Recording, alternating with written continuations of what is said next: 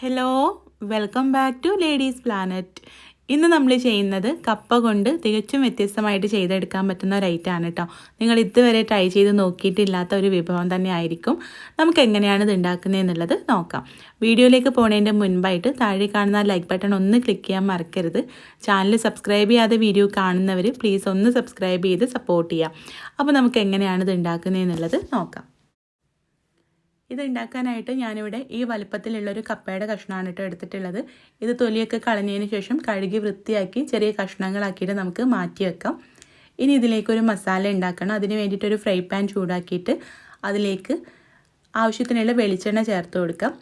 എണ്ണ ഒന്ന് ചൂടായിട്ട് വരുമ്പോൾ ഇതിലേക്ക് മീഡിയം സൈസിലുള്ളൊരു സവാള പൊടിയായിട്ട് അരിഞ്ഞതും എരിവിന് ആവശ്യത്തിനുള്ള പച്ചമുളകും, ഞാനിവിടെ 2 പച്ചമുളക് എടുത്തിട്ടുണ്ട്, 2-3 തണ്ട് കറിവേപ്പില അരിഞ്ഞതും, ആവശ്യത്തിനുള്ള ഉപ്പ് ചേർത്തിട്ടൊന്ന് വഴറ്റിയെടുക്കാം.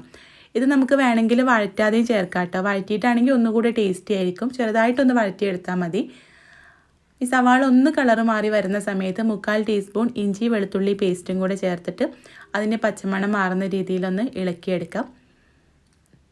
ഇനി ഇതിലേക്ക് ചേർക്കുന്നത് മീഡിയം സൈസിലുള്ളൊരു തക്കാളിയുടെ പകുതിയാണ് കേട്ടോ. അത് ചേർത്തിട്ട് നമുക്ക് നല്ല പോലെ ഒന്ന് ഇളക്കിയെടുക്കാം. തക്കാളി ഉടഞ്ഞു വരുന്ന രീതിയിലൊന്നും വഴറ്റിയെടുക്കണ്ട, ചെറുതായിട്ടൊന്ന് സോഫ്റ്റായിട്ട് കിട്ടിയാൽ മതി കേട്ടോ. കണ്ടോ, ഇതുപോലെ തക്കാളി ഒന്ന് സോഫ്റ്റായിട്ട് വരുമ്പോൾ ഇതിലേക്കൊരു 1/4 ടീസ്പൂൺ മഞ്ഞൾപ്പൊടി കൂടെ ചേർത്ത് ഇളക്കിയിട്ട് നമുക്ക് ഫ്ലെയിം ഓഫ് ചെയ്ത് കൊടുക്കാം. ഇനി ഇത് നല്ല പോലെ ഒന്ന് തണുത്ത് വരണം. ആ സമയം കൊണ്ട് ഞാൻ നിങ്ങൾക്കൊരു ഓൺലൈൻ ഫിറ്റ്നസ് സെൻറ്ററിനെ പരിചയപ്പെടുത്തി തരാം. ലോക്ക്ഡൗൺ ആയപ്പോൾ ഒരുപാട് വെയിറ്റ് കൂടിയവർക്കൊക്കെ ഇത് പ്രയോജനപ്പെടും കേട്ടോ. ഞാൻ പറയാൻ പോണത് ഗ്യാമ്പൽ ഫിറ്റ്നസ് സൊല്യൂഷൻസിനെ കുറിച്ചാണ് കേട്ടോ. നമുക്ക് വീട്ടിലിരുന്ന് തന്നെ യാതൊരു മരുന്നും സപ്ലിമെൻറ്റും ഇല്ലാതെ തികച്ചും നാച്ചുറലായിട്ട് നമ്മൾ കഴിച്ചുകൊണ്ടിരിക്കുന്ന ഭക്ഷണം നിയന്ത്രിച്ചും അതിൻ്റെ കൂടെ അരമണിക്കൂർ വ്യായാമം ചെയ്തും തടി കുറയ്ക്കാം. വ്യായാമം ചെയ്യുന്ന സമയമൊക്കെ നമുക്ക് തന്നെ ചൂസ് ചെയ്യാം കേട്ടോ.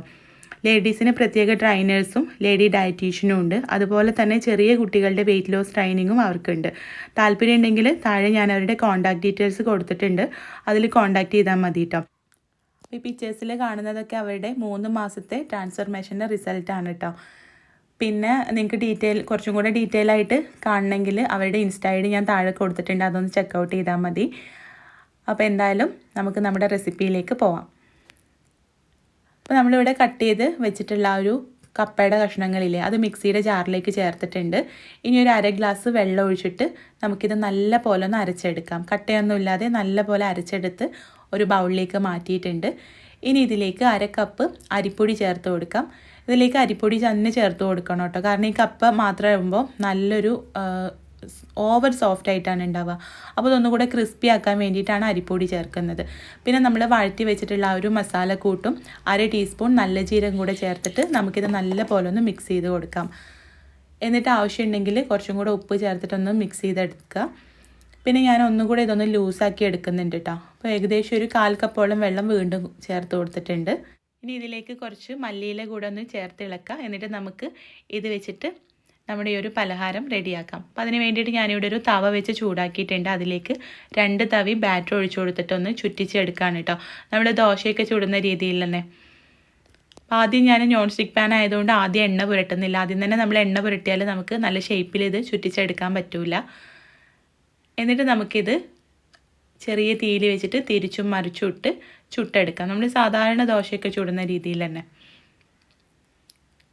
അതിൻ്റെ മുകളിലേക്കാണ് ഞാൻ എണ്ണ ഒഴിച്ചു കൊടുത്തിട്ടുള്ളത്. അപ്പോൾ ഇങ്ങനെ നമുക്ക് ബാക്കിയുള്ള ഓരോന്നും ചുട്ടെടുക്കാം. നമ്മൾ പണ്ടൊക്കെ കപ്പയൊക്കെ പൊടിച്ചിട്ട് പുട്ടൊക്കെ ഉണ്ടാക്കിയിരുന്നല്ലോ, അപ്പോൾ അതിൻ്റെയൊക്കെ ഒരു ടേസ്റ്റാണ് കേട്ടോ. കപ്പ വെച്ചിട്ട് നല്ല ടേസ്റ്റി ആയിട്ട് ചെയ്തെടുക്കാൻ പറ്റുന്ന ഒരു നാടൻ ഐറ്റം. നിങ്ങൾ ഇതുവരെ ഇതുപോലൊരു ഐറ്റം ട്രൈ ചെയ്തിട്ടുണ്ടാവില്ലെന്ന് ഉറപ്പാണ്. ട്രൈ ചെയ്ത് നോക്കാം, നിങ്ങൾക്ക് ഇഷ്ടമാവും. കൂടുതൽ വീഡിയോസിനായിട്ട് നമ്മുടെ ചാനലൊന്ന് സബ്സ്ക്രൈബ് ചെയ്യാൻ മറക്കരുത്. അപ്പോൾ നമുക്ക് അടുത്ത നല്ലൊരു വീഡിയോ ആയിട്ട് കാണാം. താങ്ക്